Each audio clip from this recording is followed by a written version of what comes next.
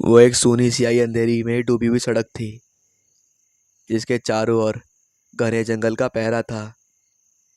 वो एकमात्र सड़क उस भीड़ इलाके के गांव को शहर के नेशनल हाईवे से जोड़ती थी। उसी अंधेरी सड़क में एक आलीशान सी कार अपनी नॉर्मल स्पीड में तेजी से आगे बढ़ रही थी। उस कार को चलाने वाली एक दुल्हन जोड़े में सुंदर सी छोरी युवती थी। घर वालों ने उसकी शादी उसकी मर्जी के बिना कहीं तय कर दी थी और आज उसकी बारात आनी थी। जैसे ही उसके घर वाले सभी बारातियों के स्वागत में मशगूल हुए, वह लड़की अपने पापा की गाड़ी उठाकर सीधे वहां से भाग गई। वह जानती थी कि कुछ लोग उसके पीछे लग चुके होंगे, इसलिए उसे जल्दी से किसी जगह छिपना होगा। उसे सवेरा होने तक कहीं छिपना था। उसके बाद वह फ्लाइट लेकर दिल्ली निकल जाती। वह बहुत डरी सहमी थी और अभी भी उसके हाथ पांव कांप रहे थे। जब भी उसकी निगाहें सामने सड़क पे जाती, उसे अंधेरे में डूबी सड़क और चारों ओर अनंत शाखाएं अपनी छटा बिखेरती हुई विशालकाय पेड़ों के नीचे दुबकी हुई थी, जो काफी ज्यादा अंधेरा बढ़ा रही थी और उसमें और कुछ दिखाई नहीं दे रहा था। वह अपने आप में घबराई सी आगे बढ़ रही थी। यार निहारिका, तू कहाँ फंस गई इस मनहूस जंगल में? दूर दूर तक ना तो कोई इंसान नजर आ रहा है और ना कोई जानवर। वह अपने आप को दिलासा देने लगी कि बस कुछ देर की तो बात है, उसके बाद सब ठीक हो जाएगा। वह कुछ राहत में गाड़ी चला रही थी कि तभी अचानक से उसका फोन बजा। उसने गाड़ी के इंफोटेनमेंट स्क्रीन पे नजर डाली तो वहां पापा लिखा था और एक आदमी की छोटी सी फोटो भी नजर आ रही थी। निहारिका उस स्क्रीन को देखती रही, लेकिन फोन नहीं उठाया। उसके पापा उसे बार बार फोन कर रहे थे। अंत में परेशान होकर उसने गाड़ी के ग्लव बॉक्स से अपना फोन निकाला और उसे एक हाथ से ही अनलॉक करके स्विच ऑफ करने की कोशिश करने लगी। वह एक हाथ से ही अपने गाड़ी का स्टीयरिंग संभाले हुए थी और उसका पूरा ध्यान फोन में ही था। अचानक उस रोड में एक बड़ा सा पत्थर आ गया, जिसे उसने देखा नहीं। गाड़ी तेजी से उस बड़े चट्टान में चढ़ी और सीधे अनियंत्रित होकर पलट गई। ये हादसा उसकी पलक झपकने से पहले हो गया और निहारिका को कुछ समझ नहीं आया कि ये क्या हुआ। उसने ड्राइविंग सीट बेल्ट पहना हुआ था और गाड़ी काफ़ी बड़ी और ऊंची थी। उस गाड़ी के सभी एयर बैग खुल चुके थे और उसके चारों टायर में हवा थी। निहारिका बिल्कुल सही सलामत थी और सीट बेल्ट की वजह से सीट से बंधी लटक रही थी। उसने बड़ी मुश्किल से सीट बेल्ट खोला और कुछ मशक्क़त से बाहर आ गई। जब बाहर आकर उसने अपने गाड़ी की हालत देखी तो अपना सर पकड़कर रोने लगी। वह गाड़ी फिलहाल चलने की हालत में तो ज़रा भी नहीं थी। उसने घबराकर अपना फ़ोन ढूंढना शुरू किया, जो उस हादसे में ही कहीं उसके हाथ से गिर गया था। वहाँ स्याही अंधेरा था और उसके पास कोई रोशनी का साधन नहीं था। गाड़ी का हेडलाइट भी बुझ चुका था और गाड़ी एकदम शांत पड़ी थी। अब निहारिका डर के मारे जोर जोर से सांसें लेने लगी थी। इस स्याही अंधेरे में डूबी जंगल में वो बिल्कुल अकेली खड़ी थी। जिस जंगल को गाड़ी में से देखकर उसके पसीने छूट रहे थे, अब उसे उसी भयानक जंगल में पैदल चलना था। वह बड़ी हिम्मत करके अपने पिता को कोसते हुए एक और चलने लगी। वह बार बार अपने अगल बगल देखती और डरी सहमी चले जा रही थी। रात कीड़ों की आवाज़ और कहीं दूर से आती जंगली सियारों की आवाज़ उसके हड्डी में सिरन पैदा कर रही थी। कुछ दूर चलने के बाद उसे जंगल के अंदर कुछ रोशनी नजर आने लगी। उसने ज़रा ध्यान से देखा तो वो एक छोटी सी झोपड़ी थी, जिसके अंदर शायद कोई दीपक जल रहा था, क्योंकि इस जंगल में बिजली तो नहीं थी। निहारिका ने सोचा, यदि उस झोपड़ी में कोई दीपक जल रहा है तो ज़रूर कोई ना कोई रहता होगा। वैसे भी इस स्याही अंधेरे में वो कब तक चलेगी, वो भी नंगे पाँव। घर से भागने की जल्दी में उसे चप्पल पहनने का मौका नहीं मिला था और वो बीहड़ गांव भी अब 10 किलोमीटर दूर ही था। निहारिका को उस झोपड़ी में उसका सहारा नजर आने लगा। वह सहमी कदमों से धीरे धीरे उस झोपड़ी के पास गई और उसके चारों ओर चक्कर लगाकर उस झोपड़ी का मुआयना करने लगी। निहारिका बार बार सोच रही थी कि ना जाने अंदर होगा कौन, क्योंकि इस जंगल में कोई रहता भी होगा उसने तो कभी सोचा नहीं था। अंदर से कोई हलचल भी सुनाई नहीं दे रही थी। वह झांक कर खिड़की में से अंदर देखने लगी। उसे जमीन पर चटाई पर सोई हुई एक बूढ़ी अम्मा नजर आई, जिनकी उम्र कम से कम 80 साल रही होगी। उनके पूरे चेहरे पर भयानक झुर्रियाँ पड़ चुकी थी और वो बेसुध सी वहीं सो रही थी। उनके सिरहाने के पास ही वो दीपक जल रहा था, जिसकी रोशनी उसे खिड़की से नजर आ रही थी। वह उस झोपड़ी में अकेली उस बुढ़िया को पाकर बेहद खुश हुई और जल्दी से झोपड़ी के दरवाजे में जाकर दरवाज़ा पीटने लगी। उसकी आवाज़ से झोपड़ी में सो रही बुढ़िया अचानक से जाग गई और उसने एक धीमी सी आवाज़ में कहा, कौन है? निहारिका ने जवाब दिया, अम्मा, भगवान के लिए दरवाज़ा खोलो, मेरा एक्सीडेंट हो गया है और मैं अकेली लड़की इस भयानक जंगल में भटक रही हूँ, प्लीज़ मेरी मदद करो। ये सुनकर उस अम्मा ने कहा, अरे मुझे बेवकूफ़ समझ रखा है क्या? तू चुड़ैल है जो इस जंगल में भटकती रहती है। देख, मैंने अपने पूरे झोपड़ी में ऐसा तंत्र किया है कि तू यदि जल्दी से यहाँ से नहीं गई तो जलकर भस्म हो जाएगी। जा, चली जा यहाँ से। अब निहारिका खींचती हुई बोली, अरे अम्मा, मैं कोई चुड़ैल नहीं हूँ। दुनिया कहाँ की कहाँ पहुँच गई और आप ये भूत प्रेत चुड़ैलों में विश्वास करती हो। दरवाज़ा खोलो, मैं आपकी तरह एक इंसान हूँ। वह अम्मा सोचते हुए बोली, यदि तू इंसान है तो एक काम कर, खिड़की के पास आ। मैं तुम्हें जो नारियल खाने को दूंगी उसे खा के दिखा, तभी मैं दरवाज़ा खोलूंगी। ये सुनकर निहारिका खींचते हुए झोपड़ी के दूसरी दीवार पर एक खिड़की के पास आई, जो कि काफ़ी अभिमानित लग रही थी, जिसके ऊपर काफ़ी तरीके के धागे बंधे हुए थे। अरे यार, क्या मुसीबत है। लो, मैं आ गई, अब जल्दी दो मुझे नारियल। उस बूढ़ी अम्मा ने अपनी लाठी उठाई और एक नारियल का टुकड़ा उसके ऊपर रखा और खिड़की के बाहर बढ़ा दिया। निहारिका ये देखकर हंसते हुए बोली, अरे अम्मा, आप भी ना, मुझसे घबराने की ज़रूरत नहीं है, मैं भी एक इंसान हूँ। लो, मैंने आपका नारियल खा लिया। ये कहकर निहारिका ने जल्दी से वो नारियल अपने मुंह में रखा और चबाकर निकल गई। फिर वो दोबारा बुढ़िया को बोली, लो, अब तो मैंने तुम्हारा नारियल खा लिया ना, अब तो मुझे अंदर आने दो। बुढ़िया ने माफ़ी मांगते हुए दरवाज़ा खोला और निहारिका जल्दी से भागकर अंदर चली आई। वह सर से पांवों तक सोने से गहनों से लदी हुई थी और लाल दुल्हन जोड़े में किसी सुंदर अप्सरा से कम नहीं लग रही थी। वह बाहर की ठंड झेल कर आई थी और कांप रही थी। वह भागकर उस दिए के पास चली गई और उसकी लौ में अपने हाथ सेकने लगी। बूढ़ी अम्मा उसकी हरकत देखकर बोली, अरे अगर तुम्हें इतनी ठंड लग रही है तो मैं आग जला देती हूँ। ये कहकर उसने वहीं रखी किसी हवन करने वाले लोहे के बर्तन, जो कि लकड़ी का बना हुआ था, उसमें उसने आग की संडिया डाली और जल्दी उसमें आग लगा दी, जिससे पूरी झोपड़ी गर्माहट से गूंज उठी। निहारिका आग सेकने उस आग के पास आने लगी तो उस बूढ़ी अम्मा ने उसे रोक दिया और कहा, अरे संभल कर, तुम्हारे कपड़ों में आग लग जाएगी। इन कपड़ों को उतारो और कहीं रख दो। लेकिन अम्मा, मेरे पास कोई दूसरे कपड़े तो नहीं है। अरे पगली, तन ढकने के लिए अंदर का लिबास तो पहना ही होगा ना, इतना बहुत है। ऊपर से तुम्हारी दादी अम्मा जैसी हूँ मैं, चिंता मत करो। एक काम करो, पास में संदूक पड़ा है, वहाँ पर अपने जो कपड़े हैं वो रख दो और जो गहने हैं वो रख दो। इसके बाद बूढ़ी अम्मा और निहारिका दोनों वहीं सो गईं। अब सुबह हो गई थी।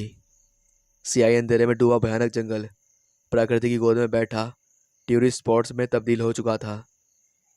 चारों ओर पंछियों का शोर बेहद लुभावना लग रहा था।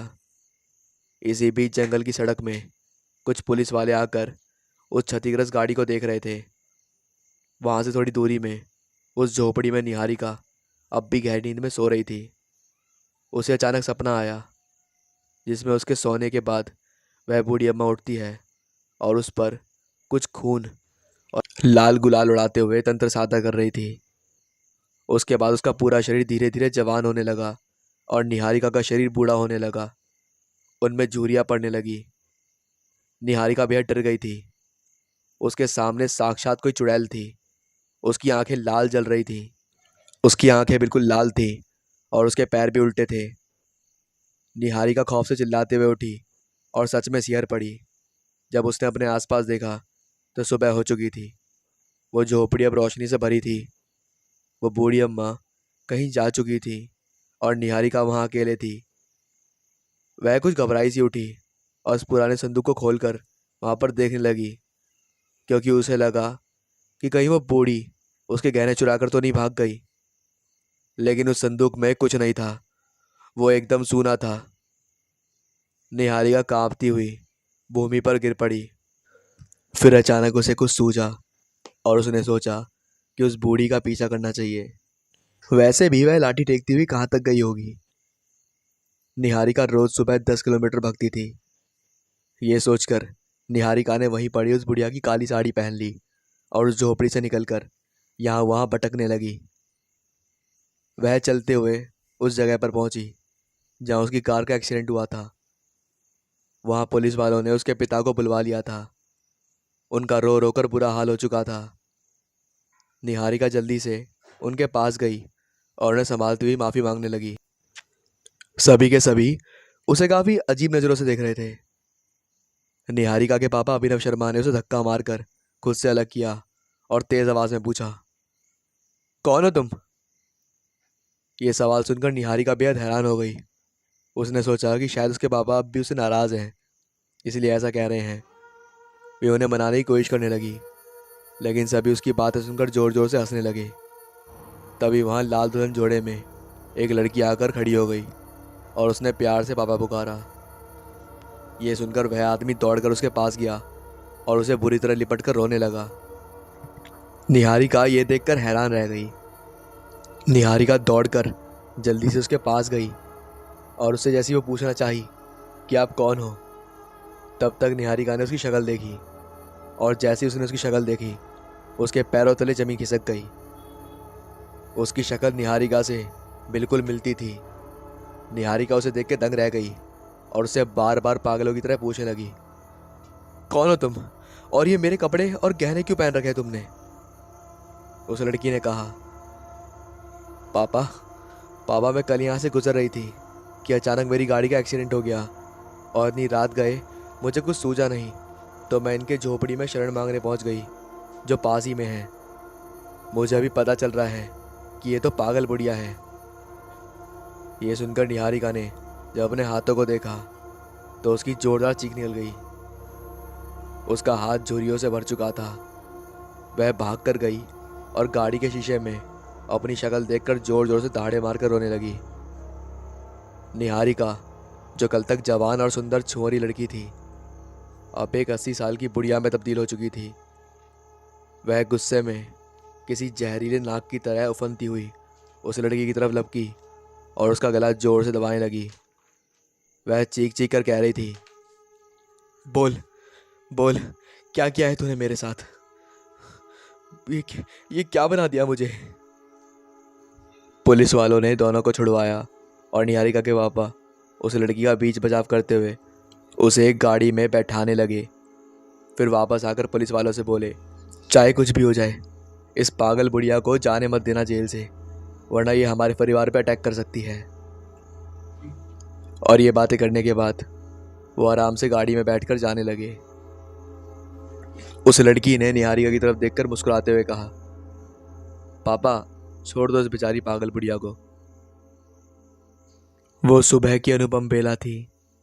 जंगल की खामोशी के बीच सूरज की रोशनी और हसीन वादियां जो किसी का भी मन मोह ले।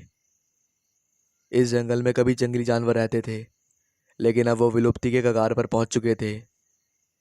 एक अनोखी चीज जो इस जंगल को खूबसूरत बनाती थी वो था यहाँ निवास करने वाले अनगिनत प्रवासी पक्षियाँ और विशाल काय गगनचुंबी शाखाएं, जो कि पेड़ पौधे बहुत बड़े बड़े थे, इतने बड़े कि यहाँ पर उजाला भी सुबह 7 बजे पहुँचता था।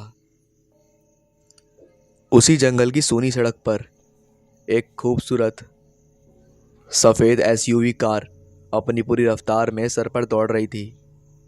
उस कार का ड्राइवर 30 साल का युग सहगल था। वो एक फॉरेस्ट ऑफिसर था और उसकी पोस्टिंग इस जंगल को बचाने के लिए यहाँ हुई थी। वह सर पर सूनी सड़क में तेज़ी से गाड़ी भगाया जा रहा था। उस गाड़ी के ठीक बगल वाली सीट में उसकी सुंदर सी पत्नी शकुंतला बैठी थी और उसे बार बार तेज़ गाड़ी चलाने से रोक रही थी। वो एक लंबी मासूम शक्ल की सुंदर सी महिला थी। वो आज के ज़माने में भी घुटने तक आते लंबे बाल रखती, जिसे देखकर युग एक बार में उस पर लट्टू हो गया था। उनकी शादी अरेंज मैरिज थी, लेकिन उसने अपने पापा से सीधे कहा था कि उसे शकुंतला बहुत पसंद आ गई है और वो अब सिर्फ और सिर्फ उससे ही शादी करेगा, वरना नहीं करेगा। उसके पिता बलदेव ने उसे लाख समझाया कि उसे शादी करने से कोई फ़ायदा नहीं है। एक तो वो लड़की खुद कुछ नहीं कमाती, ऊपर से उसका बाप एक मामूली पोस्टमैन है, हमें दहेज में क्या ही दे पाएगा। लेकिन युग नहीं माना और उसके पिता ने अनबने मन से उसकी शादी शकुंतला से करवा दी। शकुंतला से शादी के बाद ही युग को अचानक ही फॉरेस्ट की नौकरी मिली और सभी ने यह मान लिया कि भले ही शकुंतला उनके घर में ढेर सारा दहेज न लाई हो, लेकिन ढेर सारा सौभाग्य लेकर ज़रूर आई है। शकुंतला युग को धीरे चलने के लिए बार बार कह रही थी, लेकिन वो नहीं मान रहा था। युग एक अच्छे तीखे नैन नक्श वाला एक तेज युवक था। वो भी कुछ पुराने ख्यालों का था, जिसका मानना था कि पत्नियों को जितना दबा के रखो उतना ही अच्छा है। युग ने उस पर अचानक चिल्लाया और कहा, चुपचाप अपनी सीट पर बैठो, गाड़ी कैसे चलाते हैं मुझे मत सिखाओ, इतना याद है तो तुम चला लो, मैं साइड में बैठ जाता हूँ। ये सुनकर शकुंतला शांत हो गई और एकदम खामोश हो गई। अब वो शीशे के बाहर जंगल देखती हुई बैठी रही और उसकी आंखें नम हो चुकी थीं।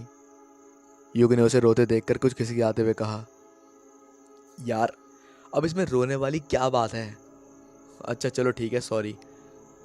शकुंतला मेरी तरफ देखो। तभी अचानक उनकी गाड़ी के नीचे कुछ आ गया, जिससे उनका संतुलन गाड़ी से बिगड़ गया और गाड़ी रोड से नीचे उतरकर पेड़ से जा टकराई। यह हादसा पलक झपकते ही हो गया था और दोनों को संभलने का जरा भी वक्त नहीं मिला। युग कुछ संभालते ही गाड़ी से बाहर आया और शकुंतला को बाहर निकलने में मदद करने लगा। उनकी गाड़ी सामने से पेड़ से टकरा चुकी थी और बोनट खुल चुका था। उसमें से कुछ धुआं उड़ने लगा था।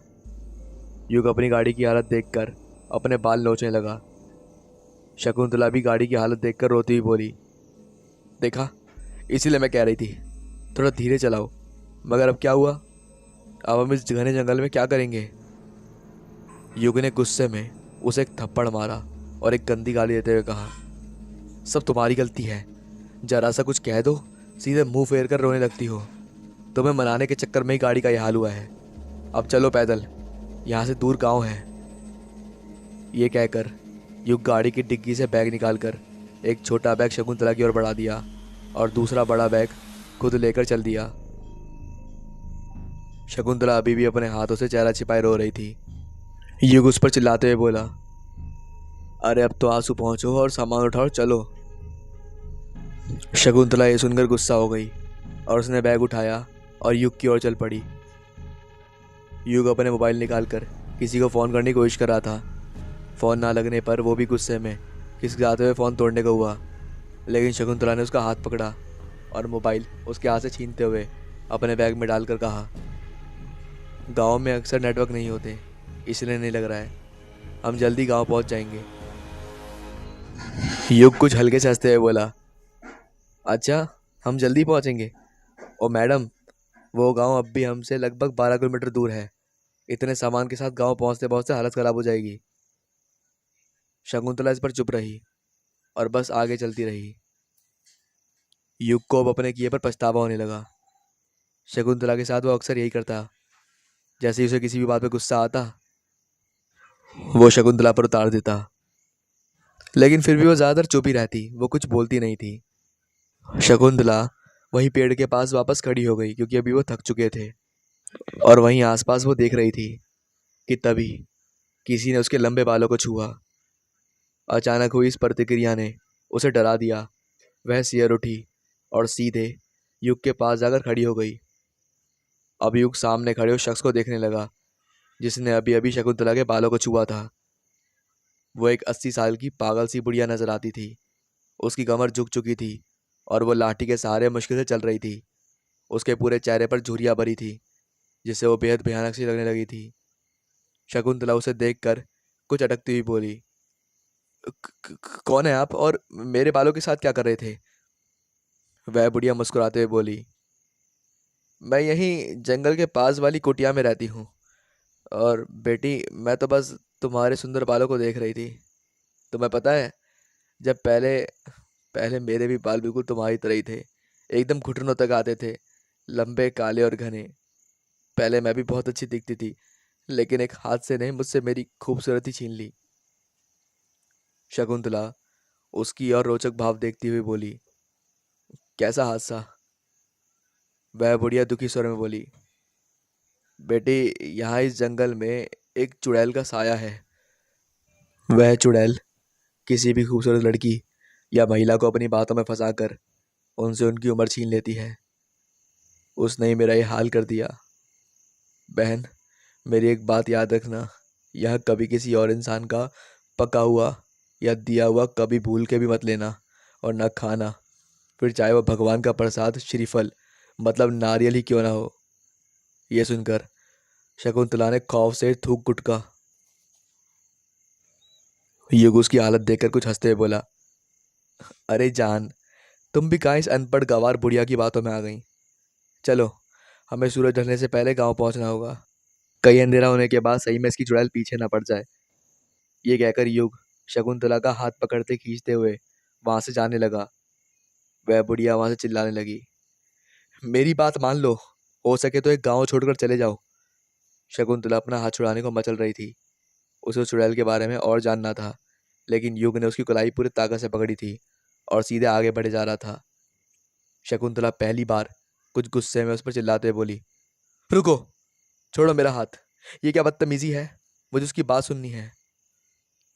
युग भी कुछ गुस्से में घुर्राते हुए कहा, "बदतमीजी मैं कर रहा हूँ? बदतमीजी, हाँ? यार ये एक बीहड़ इलाका है, यहाँ अनपढ़ अशिक्षित लोग रहते हैं।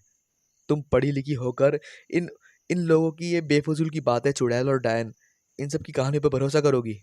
तुम्हारे पास दिमाग है ना?"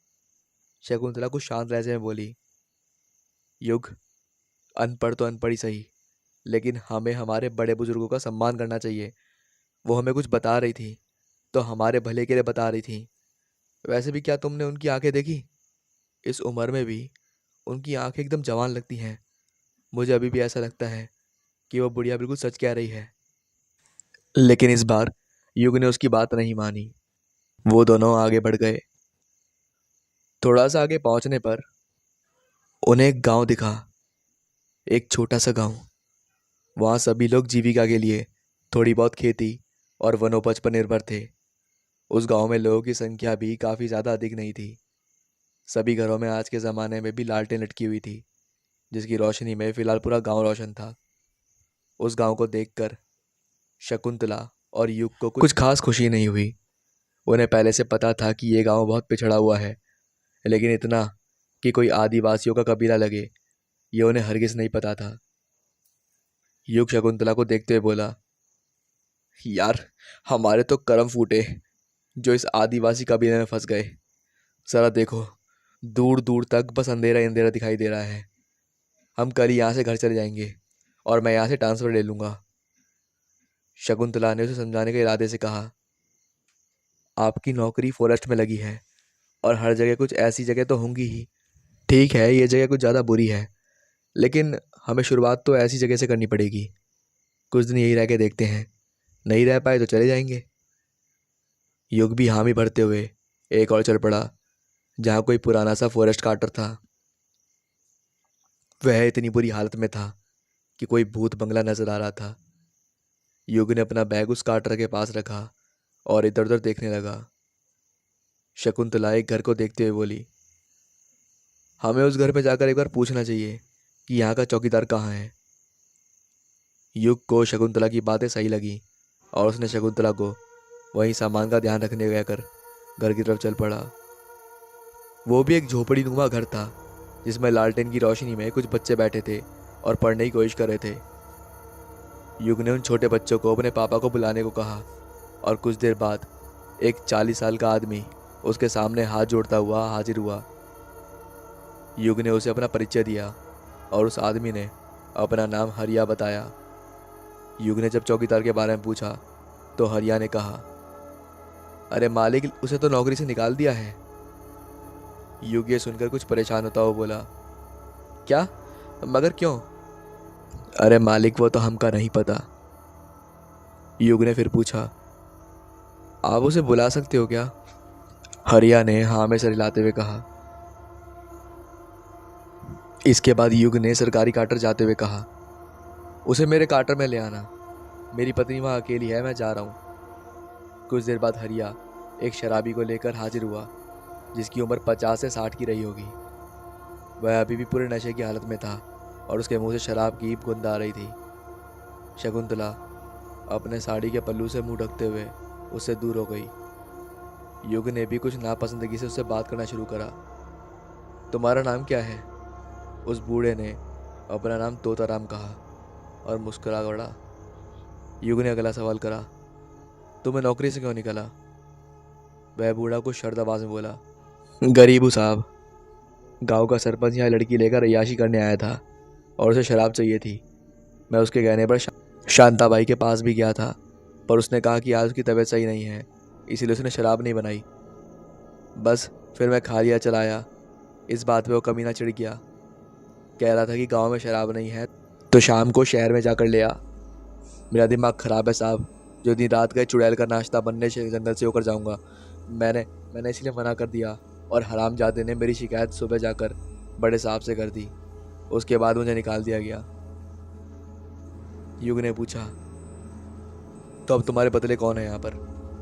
उसने कहा, कोई नहीं है साहब, आप बड़े साहब से पूछ लो।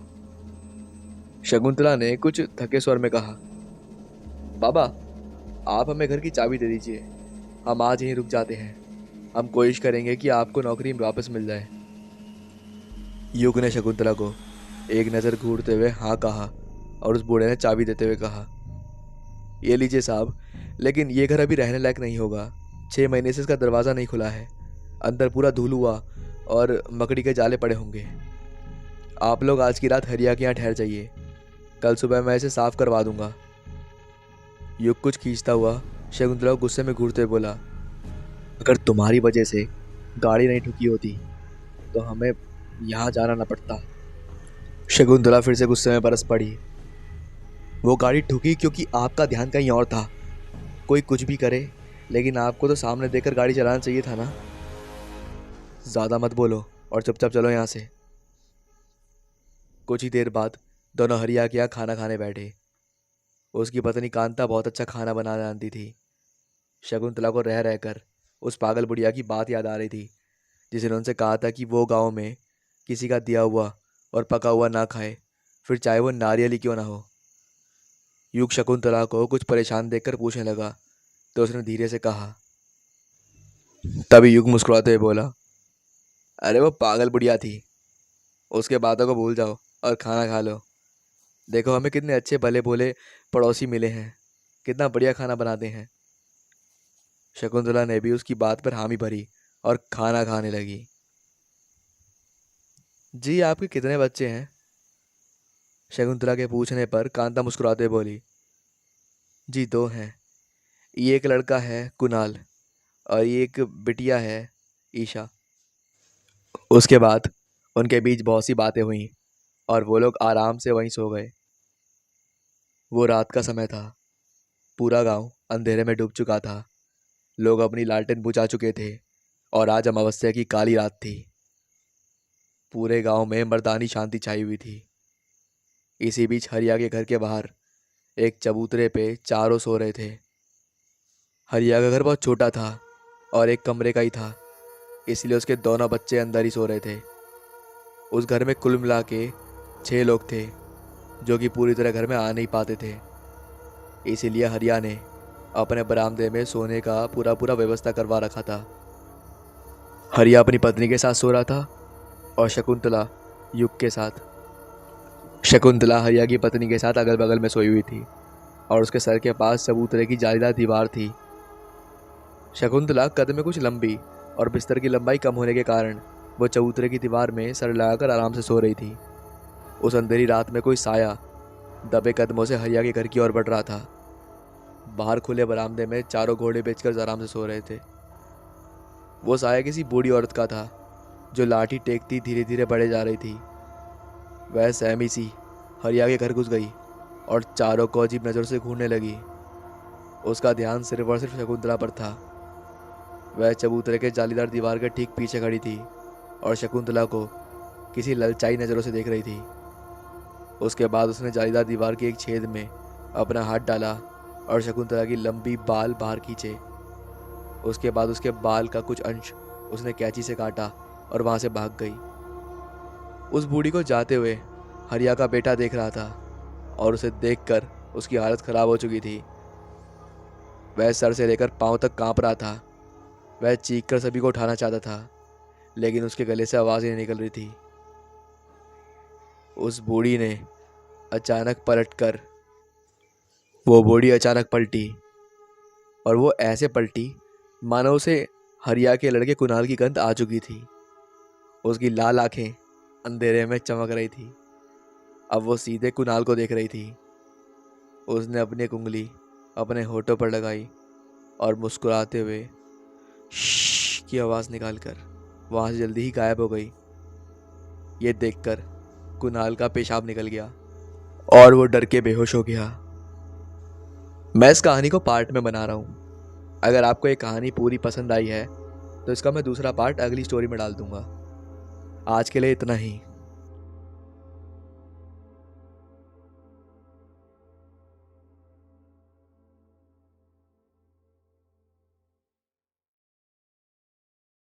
आज की जो कहानी मैं आपको सुनाऊंगा वो अब पूरी कहानी है, ठीक है। पूरी एक ही कहानी है वो अब, एंड ये कोई पार्ट नहीं है, अब ये पूरी कहानी है। तो इसे पूरा सुनना और कमेंट में बताना कि आपको ये कहानी कैसी लगी। और हाँ, ये जो कहानी है इसमें मैंने गांव और कैरेक्टर के नाम बिल्कुल बदले हैं, लेकिन ये कहानी पूरी की पूरी एकदम सच्ची है। अगर आपने पहले सुनी है तो कोई बात नहीं, इसे पूरी ज़रूर सुनना है क्योंकि इसमें बहुत कुछ बाकी है अभी।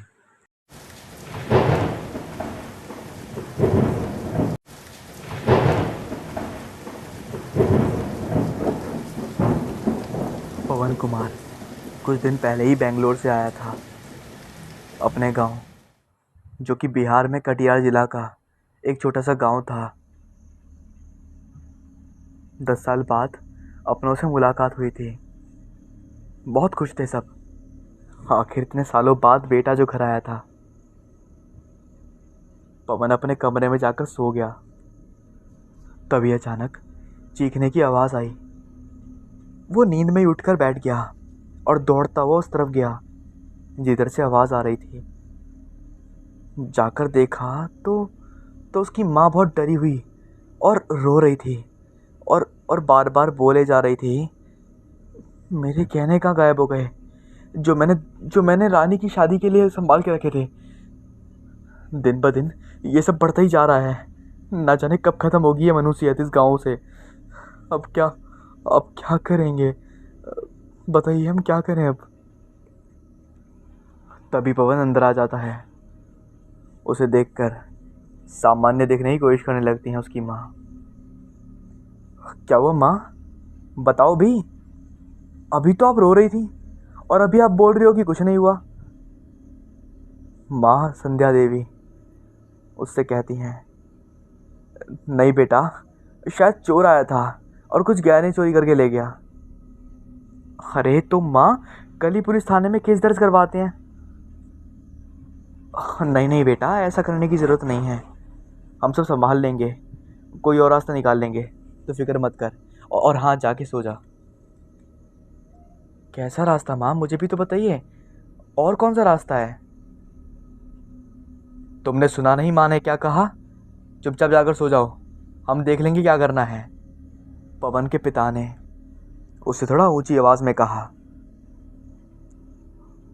अपने पिता यानी कि दिवंगर सिंह, जिनसे वो थोड़ा डरता भी था। पवन ने ज़्यादा बहस ना करते हुए अपने कमरे में जाकर सो गया। अगली सुबह पवन अपने कमरे से बाहर आता है तो माँ के साथ कुछ गांव वालों की औरतों को भी बैठा देखता है। उनमें से एक औरत बोल रही थी, लगता है फिर से ही गुरुजी को बुलाना ही होगा, नहीं तो फिर किसी घर में कुछ होगा। ये कब तक चलेगा यार ऐसा। तभी माँ की नज़र पवन पर पड़ जाती है तो वहाँ से वो उसे जाने को बोलती है। पवन वहाँ से चला जाता है और स्नान करके खाने पर बैठता है और माँ से फिर पूछता है, माँ वो काकी क्या बोल रही थी, कौन गुरुजी? माँ अभी भी वक्त है, पुलिस के पास चल के बता देते हैं, पुलिस उसे ढूंढ लेगी। अरे तो चुपचाप खाना खा, जिसने चोरी की है उसे पुलिस ढूंढ नहीं सकती। पहले भी ऐसी चोरियां इससे भी भयानक चीज़ें हो रखी हैं, पुलिस कुछ नहीं कर पाई, तो अब क्या कर लेगी? तुझे कुछ नहीं मालूम, तू खाना खा और इन सब झमेलों से दूर रह, समझा? कुछ दिन के लिए आया है, आराम से रह नहीं सकता, हर मामलों से दूर रह, समझा? ऐसा क्या है माँ जिसे पुलिस ढूंढ नहीं सकती? बताओ ना माँ, ऐसा क्या है? कुछ नहीं है, मैं जा रही हूँ, मुझे और भी काम है, तू ज़्यादा परेशान मत कर। ये कहकर माँ चली जाती है। बाहर से आवाज़ आती है, पवन, पवन। पवन दरवाजे के पास आ जाता है। अरे अरे राजवीर, तू इतनी सुबह सुबह यहाँ कैसे? कुछ काम था क्या? राजवीर, जो कि पवन का बचपन का दोस्त था, जो गांव में ही रहकर खेती बाड़ी संभाल रहा था। अरे हाँ पवन यार, वो मैं बाजार जा रहा था तो सोचा तुझसे पूछ लूँ, चलेगा साथ? अरे हाँ हाँ यार, क्यों नहीं, बस पहले खाना खा लूँ, नहीं तो माँ चिल्लाएंगी। चल आजा, तू भी खा ले मेरे साथ। अरे नहीं भाई, मैं खा कर आया हूँ, जब तू खा ले तो बाहर आ जाना, तब तक मैं इंतज़ार करता हूँ। पवन बाहर जा रहा होता है, तभी उसकी बहन सामने खड़ी हो जाती है, श्वेता, जो उम्र में पवन से 4.5 साल छोटी होती है। अरे तो कहाँ जा रहे हैं आप तो पापा के साथ खेतों में जाने वाले हैं ना, माँ को बुलाऊं क्या? अरे यार, एक से बढ़कर एक सिपाही है यहाँ पर, देख तेरे लिए चॉकलेट लेता आऊँगा, बस किसी को कुछ मत बताना। मैं कोई बच्ची नहीं हूँ जो चॉकलेट से खुश हो जाऊँगी, श्वेता मुंह टेढ़ा करते हुए बोलती है। अच्छा तो क्या चाहिए तुझे? पवन पूछता है। तो वो कहती है, 500 रुपये का एक कड़क नोट। श्वेता खुश होते हुए कहती है, अरे लालची कितना पैसा लूटेगी मुझसे, अभी नहीं है मेरे पास, बाद में दे दूंगी। नहीं, मुझे अभी चाहिए, अब बाद में नहीं दोगे? श्वेता मुंह घुमाते हुए बोलती है, अरे दे दूंगा बाबा, दे दूंगा पक्का। ठीक है, और नहीं दिया ना तो पापा को बोल दूंगी। हाँ हाँ ठीक है, पापा की चमची। क्या कहा? कुछ नहीं कुछ नहीं, बोलता हुआ पवन घर से बाहर चला जाता है। राजीव दालान में बैठा इंतजार कर रहा था। अरे यार, कितनी देर लगा दी तूने, चल जल्दी, शाम तक वापस भी आना है।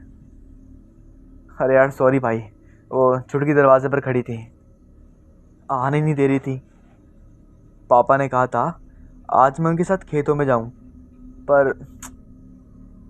अरे हाँ मेरे भाई, वो भी तेरे से सही कह रहे हैं, सब उनके बाद तुझे तो संभालना है, और वैसे भी इसे तुझे जाना चाहिए था, तू अपने साथ मेरी भी डांट पड़वाएगा। अरे क्या भाई, तू डांट से डर रहा है? बचपन में कितनी मार खाई है एक साथ, भूल गया क्या?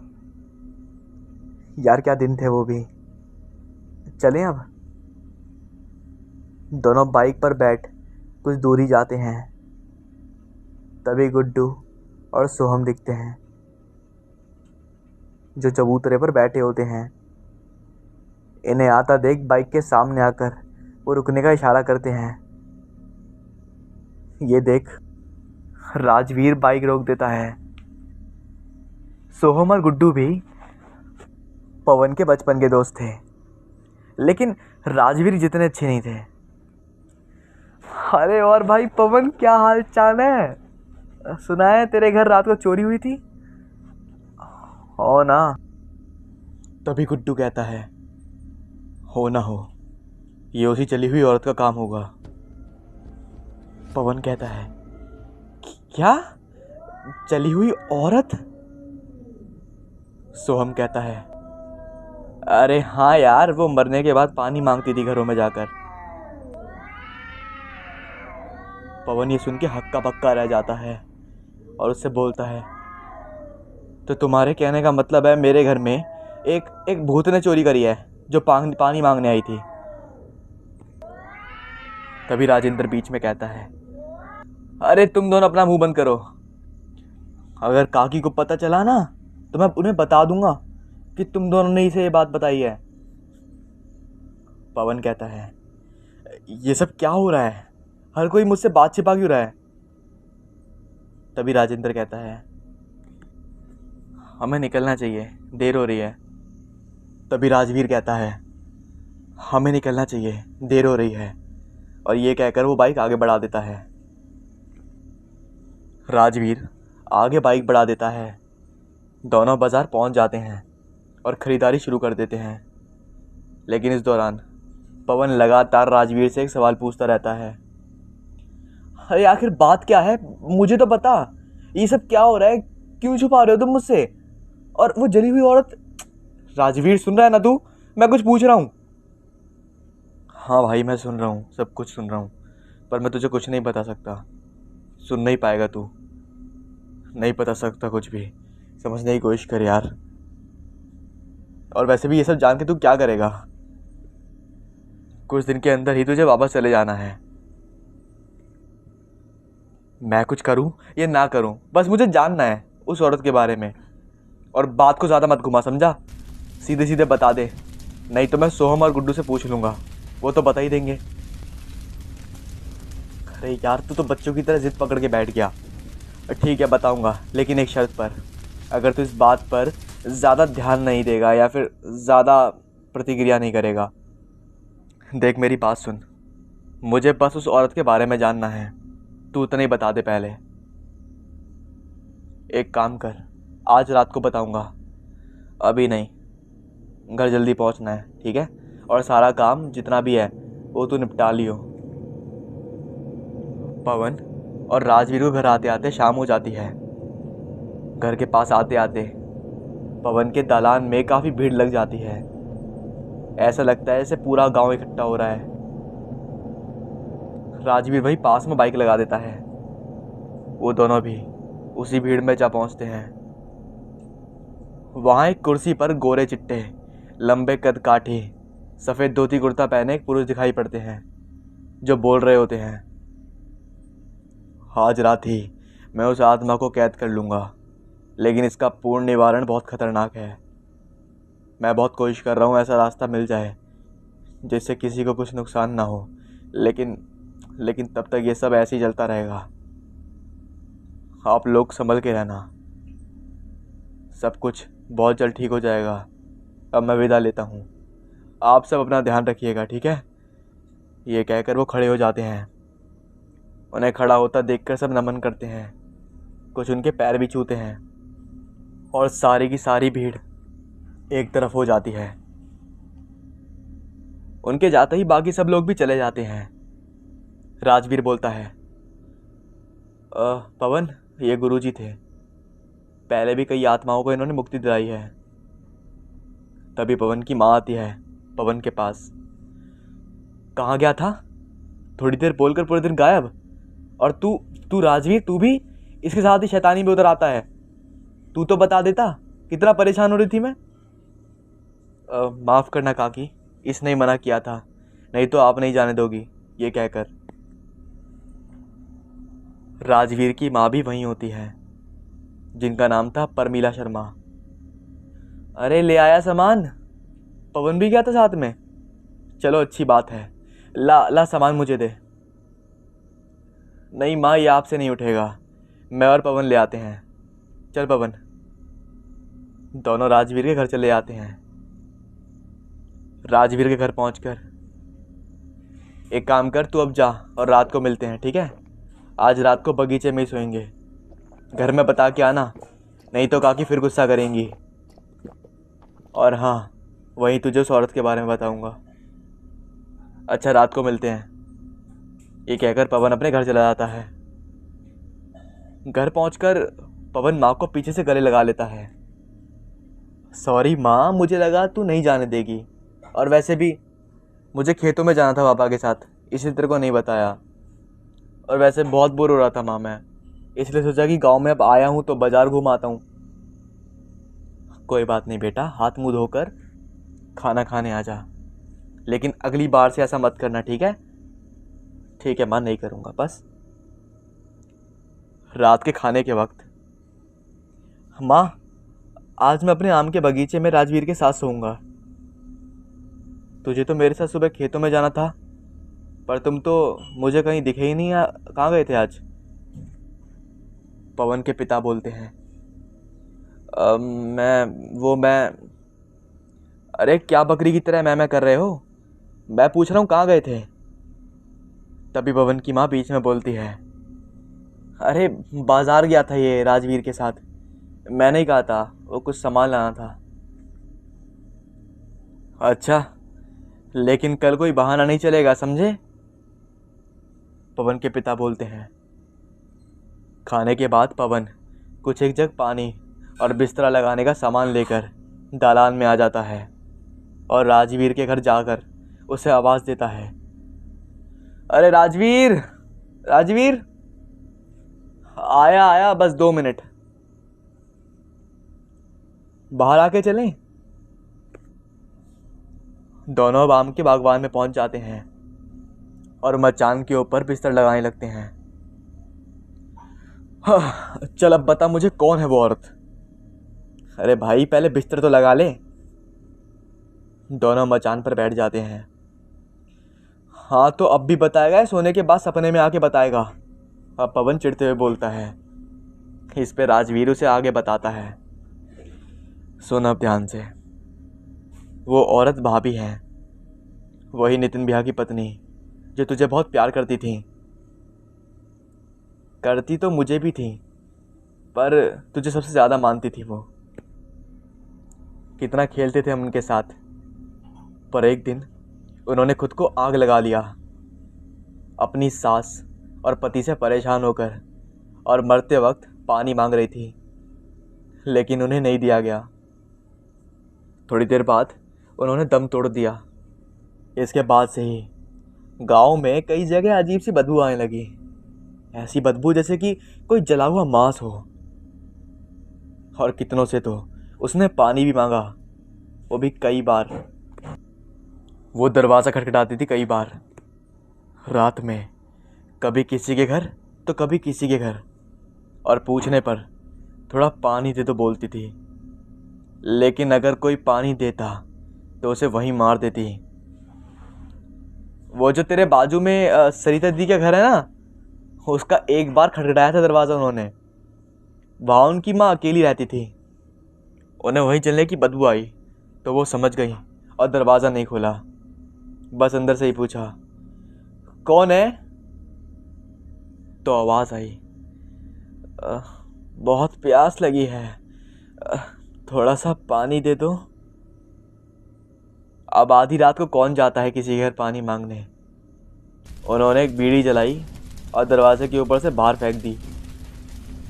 ऐसा करते ही बोली, मैं तो पहले से ही जली हुई हूँ, मुझे और कितना जलाओगे? उसके बाद कोई आवाज़ नहीं आई, शायद वो चली गई थी। जब मुझे दिखी तो मैं डर गया, कभी नहीं भूल सकता वो रात। अपने दालान में मैं अकेला सो रहा था, वही बदबू आने लगी जिसके बारे में मैंने सिर्फ सुना था। वो बदबू इतनी ज़्यादा थी कि मैं सांस भी नहीं ले पा रहा था। तभी मेरे कान में आवाज़ आई, राजवीर थोड़ा पानी दे दो, बहुत प्यास लगी है। बार बार ये आवाज़ आ रही थी और धीरे धीरे तेज़ भी होती गई। मेरे कान के पर्दे फट जाएंगे ऐसा लगा कि तभी मैं जोर से चिल्लाया, चली जाओ यहाँ से। मैंने मैंने तुम्हारा क्या बिगाड़ा है? मैंने तो कुछ भी नहीं किया, मुझे क्यों परेशान कर रही हो? वो आवाज़ें बंद हो गई। तभी धीरे धीरे मेरे सामने भाभी दिखने लगी, जो पूरी तरह जली हुई थी, लाल आंखें जो मुझे ही देखे जा रही थी। मुझे मुझे बदला चाहिए, बदला बदला चाहिए, बोलती हुई लगातार वो मेरी तरफ बढ़ रही थी। जितनी पास आ रही थी उतनी भयानक होती जा रही थी। देखते ही देखते मेरी आंखों के सामने अंधेरा छाता गया और मैं बेहोश हो गया। जब आँख खुली तो सुबह हो चुकी थी। माँ मेरे पास ही बैठी हुई थी। कुछ दिनों तक मुझे बुखार रहा। इतना डर गया था कि हमेशा उनकी आवाज़ ही मेरे कानों में गूंजती रहती। तब उन गुरुजी को बुलाया गया। उनकी मदद से ही सब ठीक हो पाए। उनकी मौत के बाद ही सुरेश भैया और उनकी माँ यहाँ से चले गए, लेकिन लगता है भाभी वापस आ गई। पवन तो अवाक रह जाता है। उसकी आंखों में आंसू भर आते हैं। रोते रोते ही बोलता है, पर मुझसे तो बोला कि वो शहर चले गए। इतनी बड़ी बात छिपाई गई मुझसे। इतना सब कुछ हो गया उनके साथ, अपने बच्चे जैसा प्यार करती थी वो मुझे। राजवीर उसे सांत्वना देता है, चुप हो जा। मुझे भी बहुत बुरा लगा था, गुस्सा भी आया था, पर क्या कर सकते थे यार। पुलिस भी आई थी पर उन्हें भी कुछ नहीं मिला, तो मामला वहीं ख़त्म हो गया। काफ़ी बार उनके घर से लड़ाई करने की आवाज़ भी आती थी, पर कोई रोकने जाता तो उसे नितिन भैया भगा देते। अपने काम से मतलब रखो, ये बोलकर अपने आंसू पहुँचते हुए पवन की नज़र बगीचे की तरफ जाती है, जहाँ दूर से अजीब रोशनी आती है। राजवीर वो देखकर कहता है, वहाँ कुछ हो रहा है। वहाँ वहाँ शमशान घाट है, शायद किसी की लाश जल रही होगी।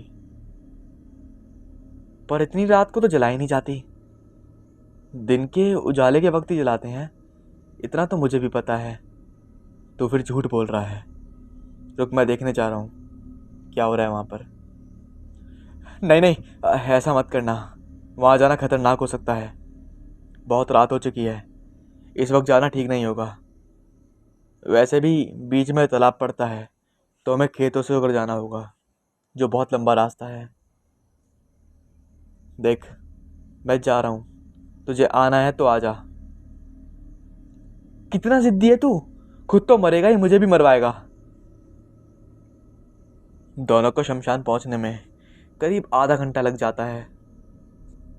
वहां पहुंचते ही दोनों पास के पेड़ों के पीछे छिप जाते हैं। जो देखते हैं वो कोई आम चीज़ नहीं होती। दोनों की आंखें चौड़ी होती हैं। वो वहीं जम जाते हैं। हवा में धुएं जैसा कुछ, जिसमें इंसान की आकृति हल्की हल्की बन रही होती है। सामने गुरुजी बैठे मंत्रों का उच्चारण कर रहे होते हैं। देखते ही देखते एक सुनहरे रंग के डिब्बे में उसे कैद कर लेते हैं और उस पर ओम का कलावा बांध देते हैं और अपनी झोली में रख लेते हैं। पर पवन थोड़ा निडर होता है। वो तुरंत गुरुजी के पास जाकर खड़ा हो जाता है। तो आपने उस चोरी करने वाली भूत को कैद कर लिया? वो क्या मेरी भाभी हैं? उन्होंने मेरे घर से गहने चुराए हैं। राजवीर भी डर था वहां आ जाता है। प्रणाम गुरुजी, मैंने इसे मना किया था, फिर भी ये यहाँ आ गया। लेकिन आप शमशान घाट में? क्या आप यहीं आकर हमेशा भूत पकड़ते हैं? झिझकते हुए कहा। गुरुजी खड़े हो जाते हैं। तुम दोनों को इस समय यहाँ नहीं आना चाहिए था, वो भी तब जब गांव में इस तरह की आपदा हो रही हैं। ये नितिन की पत्नी की आत्मा नहीं है और हो भी नहीं सकती थी। वो तो अभी भी मेरे पास कैद है। कहीं गांव वाले ज़्यादा आत्माओं के बारे में सुनकर डर ना जाएं, इसलिए मैंने झूठ बोला। इससे पूछने पर पता चला कि कोई तांत्रिक है जो ये सब इनसे करवा रहा है उसका पता चल गया है। बहुत जल्द उसका भी खेल खत्म हो जाएगा। ये आत्मा ही मुझे उसके पास लेकर जाएगी। क्या कहा? एक और आत्मा? राजवीर डरते हुए बोलता है। तो क्या मैं एक बार भाभी से मिल सकता हूँ? गुरुजी, मैं आपसे हाथ जोड़ के कहता हूँ। भाभी के मुंह में पवन पूछता है। वो कोई इंसान नहीं है, आत्मा है, और एक बुरी आत्मा है वो, जो बदले की अग्नि में तड़प रही है, और तब तक उसे मुक्ति नहीं मिलेगी जब तक वो अपना बदला पूरा नहीं कर लेती। तुम ऐसा दोबारा सोचना भी मत, वरना अपने साथ साथ पूरे गांव को ले डूबोगे। अब जाओ यहाँ से। गुरुजी पवन और राजवीर को जाने को बोल देते हैं और खुद भी वहाँ से चले जाते हैं। लेकिन पवन तो ज़िद्दी था और अकेले रहते रहते मनमानी करने का आदी हो चुका था। वो भी गुरुजी के कुछ आगे जाते ही पीछे पीछे चुपके से चल देता है। अरे पवन, कहाँ जा रहा है? देख, मैं इस बार नहीं आने वाला तेरे साथ। पर पवन के कान पर जूट तक नहीं रहेंगी। वो अपने मागन में चलता रहा। कुछ देर सोचने के बाद राजवीर ने अपने आप से कहा, अरे यार, बताया तो मैंने है, मुझे बताना नहीं चाहिए था। मत मारी गई थी मेरी। अगर नहीं गया तो काकी मुझे मार डालेगी। चलो, हे भगवान बचा लेना। बड़बड़ाता हुआ राजवीर पवन के पीछे पीछे चल देता है। गुरुजी पगडंडियों से होते हुए चलते जाते हैं। उनके पीछे पीछे पवन और पवन के पीछे राजवीर। तभी गुरुजी को शंका होती है और वो पीछे मुड़कर देखते हैं, पर उन्हें कोई नज़र नहीं आता। गुरुजी के मुड़ने से पहले ही राजवीर का पैर फिसलता है और वो खुद को बचाने के चक्कर में पवन की शर्ट पकड़ लेता है, और इस तरह दोनों ही खेतों में गिर जाते हैं। इस बार तो दोनों बच जाते हैं, अनजाने में ही सही। तू तो नहीं आने वाला था, तो क्या करता? तुझे अकेला जाने देता? अच्छा ठीक है, ज़्यादा चिढ़ मत, जल्दी चल, वरना गुरुजी चले जाएंगे। दोनों अपने कपड़े झाड़कर फिर से चल देते हैं। काफ़ी दूर चलने के बाद गुरुजी रुक जाते हैं, जहाँ दूर दूर तक कोई घर नहीं होता, सिवाय एक छोटे से मंदिर और बगल में ही एक कुटिया के। गुरुजी मंदिर में चले जाते हैं। पवन और राजवीर वही मंदिर के बगल में छिप जाते हैं। थोड़ी देर बाद गुरुजी मंदिर से बाहर आकर वहीं बनी हुई जो उनका घर होता है उस छोटी सी कुटिया में चले जाते हैं। पवन और राजवीर उन्हें जाता हुआ देखकर चुपके से मंदिर में प्रवेश कर जाते हैं। मंदिर में बाहर की तरफ पेड़ लगे होते हैं, जहाँ एक छोटा शिवलिंग वहीं पेड़ के पास गड़ा होता है, और अंदर की तरफ दुर्गा माता की मूर्ति जो 3 तरफ से दीवारों पर लगी होती है। सामने वाला भाग खुला होता है, जिससे मंदिर में प्रवेश करते ही दुर्गा माँ दिखाई पड़ती हैं। राजवीर, तू दरवाजे पर ही रहकर जरा गुरुजी पर नज़र रख। गुरुजी ऐसे ही अंदर आए तो मुझे इशारा कर देना, समझा? पवन बोलता है। राजवीर हामी भरकर वहाँ खड़ा रहता है और पवन अंदर जाकर उसे ढूंढने लगता है कि तभी उसकी नज़र वहाँ रखे बक्से पर पड़ती है। उसे जैसे ही खोलता है वह हैरान रह जाता है। इतने सारे डब्बे में से भाभी किस में होंगी? सर खुजाते हुए पवन बोलता है, उसमें 20-25 उसी प्रकार के छोटे छोटे सुनहरे रंग के डब्बे होते हैं। उन सभी पर ओम बनाकर कलावे से बांध रखा होता है। पवन सोच ही रहा होता है, तभी राजवीर दौड़ा दौड़ा आता है। जल्दी निकल यहाँ से, गुरुजी आ रहे हैं। पर अभी तो भाभी मिली नहीं, मैं भाभी को लिए बिना नहीं जाऊँगा। अरे भाभी को किसी और दिन ढूंढ लेंगे, इस जगह पता चल गया दोबारा नहीं आ सकते हैं, समझा? लेकिन अभी यहाँ से अभी निकले तो गुरुजी सबको बता देंगे और फिर कभी नहीं आ पाएंगे, समझा? चल यार। राजवीर गुस्सा करते हुए बोलता है। दोनों जल्दी से बाहर आकर पेड़ के पीछे छिप जाते हैं। वहीं जहाँ शिवलिंग गड़ा होता है गुरुजी अंदर की तरफ दुर्गा माँ की मूर्ति की तरफ देखते हैं और दोनों हड़बड़ाते हुए मंदिर से बाहर जाते हैं। काफ़ी देर भागते रहने के बाद बगीचे तक पहुंच जाते हैं। बार बार बच गए यार, तेरे चक्कर में पता नहीं क्या करना पड़ता। दोनों की सांस फूल रही होती है, ऊपर से पसीने से तरबतर हो जाते हैं। अरे यार, जिस काम के लिए गए थे वो तो काम हुआ ही नहीं। पवन परेशान होकर बोलता है, तुझे तुझे अभी भी उसी की पड़ी है। जिस दिन तू देख लेगा ना, तेरी अकल ठिकाने लग जाएगी। अभी जितना मिलना चाह रहा है ना, उतना ही दूर भागेगा। अगर नहीं भागा तो वक्त आने पे देख लेंगे। मैं तो कहता हूँ दिख ही जाए तुझे अब। हे भगवान, कौन समझाए इस नासमझ को। बड़बड़ाता हुआ मचान के पास रखे जग में से पानी लगता है। पवन भी पानी पीता है और दोनों मचान पर लेट जाते हैं। थकान में उन्हें कब नींद आ जाती है उन्हें पता ही नहीं लगता। सुबह 8 बजे हल्की हल्की धूप जो पेड़ के पत्तों के बीच से कट के आ रही थी, वो जब चेहरे पर पड़ती है तब राजवीर की आंख खुलती है। आंख खुलते ही वो फ़ोन में समय देखता है। अरे, इतना लेट हो गया, आज मेरी नींद क्यों नहीं खुली। अब घर जाकर माँ की डांट सुननी पड़ेगी। पवन, अरे पवन उठ जा, कितना सोएगा। अरे 8 बज गए यार, उठ जा। सोने देना यार, बहुत नींद आ रही है। तू जा, मैं आ जाऊंगा। तू उठ रहा है या पानी डालूं तेरे ऊपर। अरे यार, तेरा दिमाग खराब हो गया है क्या। पूरा ग्लास कर दिया मुझे। पवन अब उठेगा या बाल्टी डालूं। उठ रहा हूँ मेरे बाप, उठ रहा हूँ, खींचते हुए पवन बोलता है। दोनों बगीचे से निकलकर आधे रास्ते ही आए होते हैं कि तभी उन्हें दूर से भीड़ दिख जाती है, जो फिर से पवन के दलान में लगी होती है। लगता है गुरुजी को पता चल गया, अब तो मर गए। मैं वापस जा रहा हूँ बगीचे में। जब गुरुजी चले जाएंगे तब आ जाऊंगा, ठीक है। राज भी डरते हुए बोलता है। चल के देख तो ले क्या हो रहा है, क्या पता उन्हें कुछ मालूम ना हुआ हो, किसी और वजह से आए हो। दोनों जैसी भीड़ के पास आते हैं। अच्छा हुआ तुम दोनों आ गए। गुरुजी उन्हें तुरंत देख लेते हैं और बोलते हैं। राजवीर के तो पसीने छूटने लगते हैं और पवन भी तो डर जाता है। तो मैं कह रहा था कि मुझे उस तांत्रिक के बारे में पता चल गया है कि अभी वो कहाँ रह रहा है। वो तांत्रिक अभी मुनि के सतपुरा गांव में रह रहा है। आप में से 5 लोगों को मेरे साथ चलना होगा।